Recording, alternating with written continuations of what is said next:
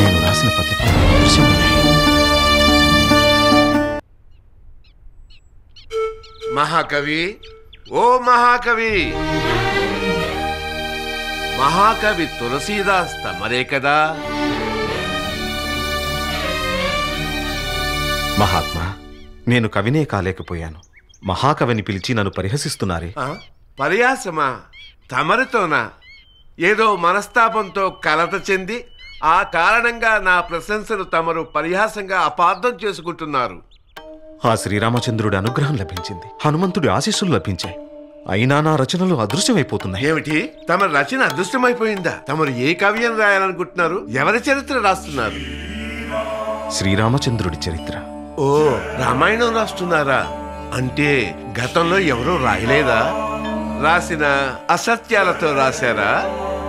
అలా కాక వాటిని ఎత్తి చూపుతూ కొత్తగా మరొక కావ్యం రాయాలనుకుంటున్నారా? మీరు మహాపండితుల్లా ఉన్నారు, కానీ మీరేం మాట్లాడుతున్నారో మీకే అర్థం కావడం లేదు. వ్యంగ్యంగా మాట్లాడి హేళన చేయడం మీకు సమంజసమేనా? సాటి కవి హృదయాన్ని మీరు అర్థం చేసుకోలేకున్నారు. వ్యంగ్యము, పరిహాసము, కవి హృదయం ఇలాంటి పెద్ద పెద్ద మాటలు నాకు అర్థం కావు. నేను తమని ఒకే ప్రశ్న అడుగుతాను. తమరు రామాయణం ఎందుకు రాస్తున్నట్టు? లేదా నన్నే చెప్పమంటారా? మీకు అధికారం కావాలి, సంపద కావాలి, రాజాశ్రయం కావాలి, అంతే కదా? ఆపండి. ఏంటి మీరనేది? సుఖాన్ని, ఐశ్వర్యాన్ని, నా భార్యని విడిచిపెట్టి వచ్చాను నేను. అటువంటి నాకు కీర్తికాంక్ష ఉందని ఆరోపిస్తారా? నా హృదయంలో అణువణువునా నిండి ఉంది రామాయణం. భారతీయుల ఆత్మ ఈ రామాయణం. సంస్కృతి సాహిత్యాల అమూల్య నిధి ఈ రామాయణం. వాల్మీకి రాసిన రామాయణం మన దేశ ప్రజలు అర్థం చేసుకోలేకపోతున్నారు.